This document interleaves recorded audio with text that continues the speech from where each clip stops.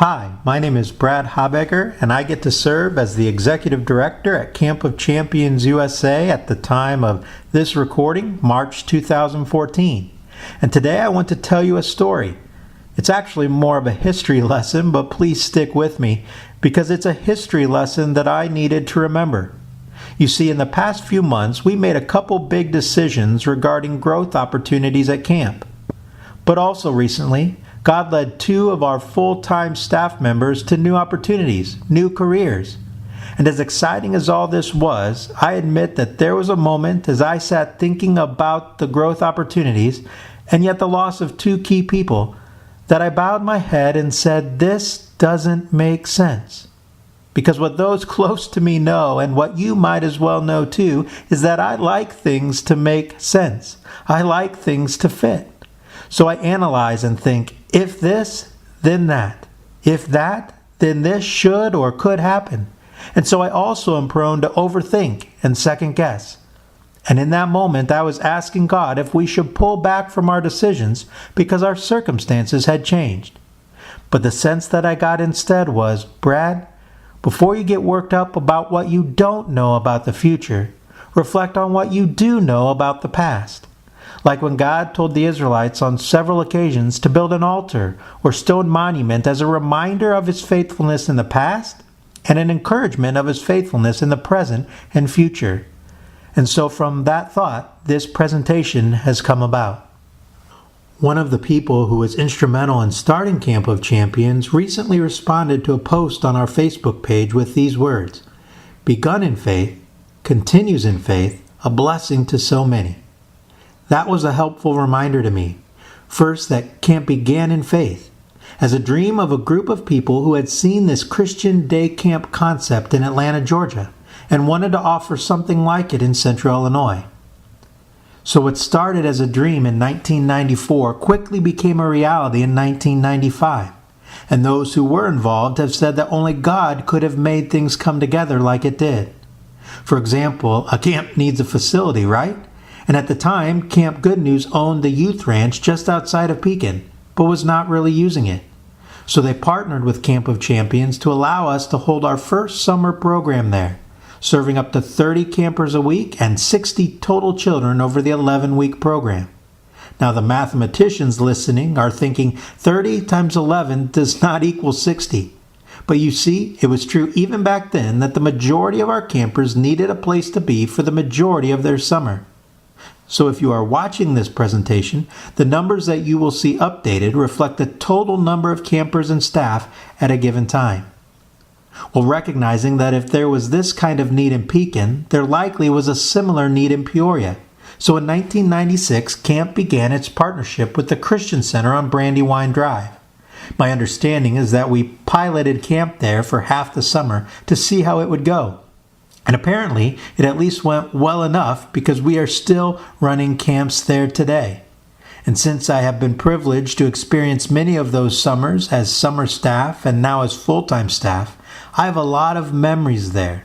But there is one story in particular from our camp at the Christian Center that God used to spur me on during the couple of days when I was wondering what we should do. It was the final day of camp one summer. A mom came up to me, a mom who earlier in the summer had spoken with me about her son and his struggle with some issues they were having in their family.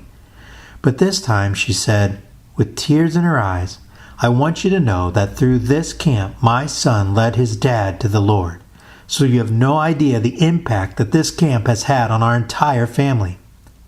And later that day, for the first time all summer, Mom and Dad came together to the Friday award ceremony to see their son. Later that year, I was able to connect with Dad and talk with him a few times during our winter camp over Christmas break. Then on the last day of winter camp, Mom, Dad, sister, Grandpa, and Grandma all came to the award ceremony. And believe me, only God can bring the kind of healing like that family experienced. And the potential for more changed families is a reason for camp to continue in faith into the future. Now, returning to the history lesson and timeline, 1998 was a significant year because it was when camp purchased the Pekin Youth Ranch. Prior to this, the property and facility had been passed originally from the Roland Junkums family to First Baptist Church in Pekin and then on to Camp Good News, as I had said. But one of God's first gracious provisions, one of the stones that belongs on our altar to remember God's faithfulness, was the price offered by Camp Good News and the donors who were willing to help us buy it. An important side note is that we feel blessed to be able to continue Roland Junkum's legacy of serving children on that property since the 1960s. And we truly feel blessed by the friendship of his dear wife Shirley, who at this time still lives in the house in front of camp. It takes a very special person to have 80 to 90 rambunctious people essentially in your backyard all summer and not be annoyed, but rather thrilled and even encouraging of it. In 1999, camp brought on its first full-time staff member when Nate Rugard began as executive director shortly before the summer of that year. And if you recall my reference to winter camp was one of the things Nate started, and it continues to be an important aspect of camp's ministry today. Now, I was on summer staff in the year 2000, and I didn't hear talk of intentional expansion, but God seemed to be working, as some other summer staffers were so fired up about camp that they encouraged their church to invite us to use their facility the following summer, 2001, for a third location, which was at Vineyard Christian Fellowship Church on Bloomington Road in East Peoria. And this was the beginning of what later developed into a model for partnering with churches to reach children in more communities. 2001 also contributed another stone for our monument of remembrance. The pool at our Pekin camp was no longer usable and had to be replaced at a seemingly impossible cost for camp at that time. And so the Chili Supper was born, which is a fundraiser that we now do annually, and God used that inaugural event to help meet the pool need. But little was left for other expenses, and when I recently was saying, "This doesn't make sense," I was reminded of Nate telling me there were times in 2001 when he didn't know if there would be enough to pay the bills or staff, but God faithfully provided. So God did it then, Brad, and He also can provide what camp needs now. Remember, begun in faith, continues in faith, a blessing to so many. 2004 brought another partnership with a church. Liberty Bible Church in Eureka had previously been connected to camp extensively through board members and many summer staff, and now they too had invited us to hold a camp at their place. To this day, the Eureka camp traditionally has been the smallest as far as numbers of campers, but its impact has been second to none. Another story that God used to encourage me is about an older boy in Eureka who was struggling with the tragic death of his dad not long before camp started. At first, he told his mom he didn't want to be at a Bible camp because he was so angry with God. And this attitude was evident by the way he acted toward authority at camp.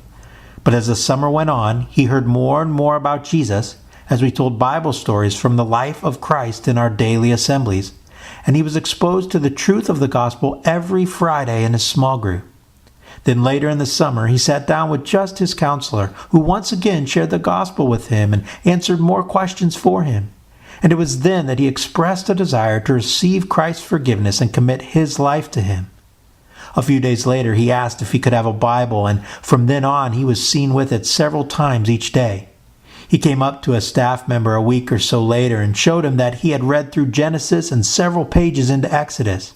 He had a passion to read God's Word, so much so that one time he got upset when someone hid his Bible and he couldn't find it to read. And probably the best indicator of his change was hearing from his mom how she had seen a significant difference in him at home as well. And we are praying that God will use camp in the future to impact more boys like him. Looking back at my notes from a Chili Supper in 2007, I ended with this statement. At our Peoria camp, we estimate, based on last summer's waiting list and the number of calls when we had to say we were full, that we turned away as many as 75 to 100 children. With a second Peoria location, we would be able to address this apparent need and serve more families there, so if you think of it, we would appreciate your prayers in this area. Well, what happened later that year is definitely a reminder stone of God at work. After having another long waiting list that summer, our board decided at a meeting on November 5th to make it a matter of concentrated prayer. The next day, the full-time staff had our prayer time together, and when we finished, one of my staff said that while we were praying, she had the thought, well, what about Woodland Baptist Church to host a camp? It was kind of a random thought, but a couple of days later, we went to run the idea by the church secretary whom we knew. Well, she loved the idea and told us something that we hadn't known, but God did, that they used to host another day camp. So it was not as random of a question as we thought. Within a couple of weeks, I was meeting with two of the pastors, and at the end of the meeting, they already gave their approval and said they would run it by their church council, which just happened to be meeting that same week. And so on December 3rd, exactly 4 weeks from our board meeting, we got word that the council approved it more smoothly and quickly than even the pastors had anticipated, and that we could start that summer, which we did in 2008 at Woodland Baptist Church on Allen Road. When I reflect back on the time between the summers of 2007 and 2008, I am in awe, because the story I just shared is not even the biggest reminder from that time of God's provision. During the summer of 2007, Oak Grove Bible Church in East Peoria approached me about having a camp there. My first thought was not too likely, because we already had a camp in East Peoria not far from there. But even so, I arranged a time to meet Pastor Elliott at the church. And as I toured the building and grounds and talked with Pastor Elliott, I couldn't help but think that it could be a good situation for camp.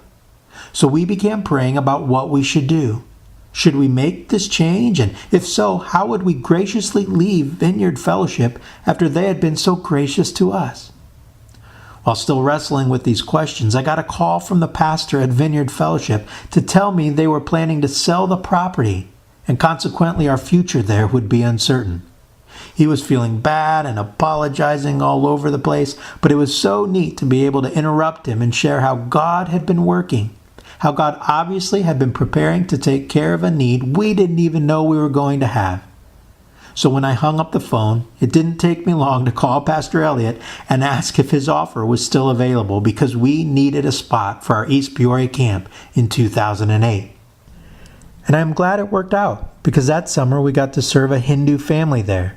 The parents had said that their son probably wouldn't participate in our songs, verses, or Bible lessons, yet he sang enthusiastically and listened attentively. And one morning his counselor asked if anyone wanted to pray for the day coming up. He raised his hand, but then stopped and said, "I don't know how to pray. Will you teach me?" Not long after that, on a Friday after hearing the gospel again, he responded that he wanted to receive Jesus. So recognizing the family background, the directors talked with him about what it would mean and prayed with him to receive Jesus. 2008 and 2009 are some particular years that included some big changes. And what God did then offers us reassurance now. In 2009, we began our partnership with Cornerstone Baptist Church as host site of our Morton camp.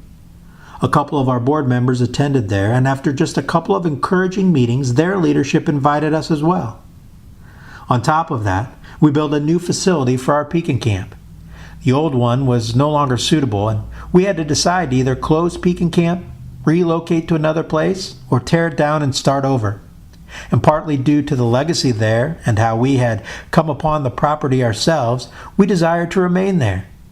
But I admit that there was a time in the campaign where it didn't seem like it was going to happen, and we even set a deadline that if we didn't have a certain amount raised by then, we would need to pursue a different option in order to have a camp in Pekin at all that upcoming summer.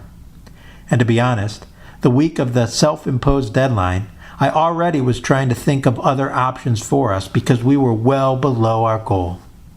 But, as God would have it, the day before the deadline, we received a generous donation that got us right to the goal.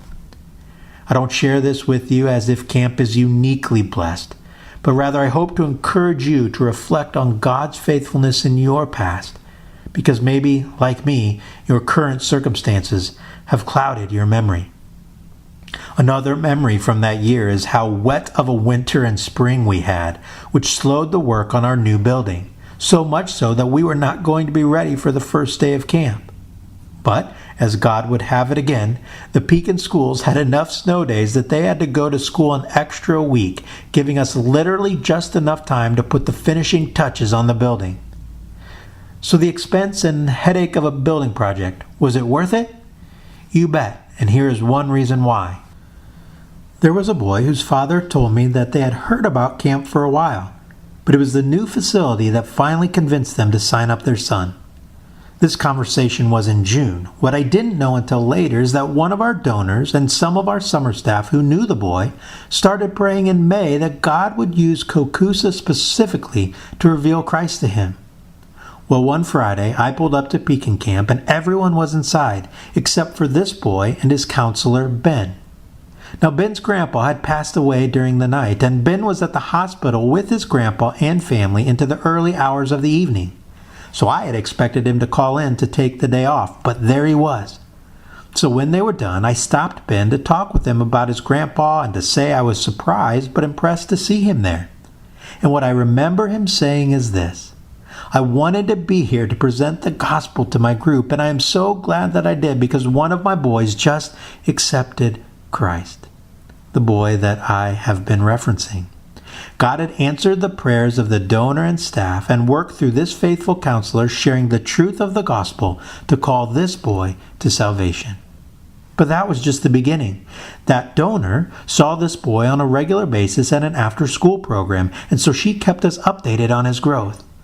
In one email to me, she said, "It is so exciting to see God working through the investment of camp in his life.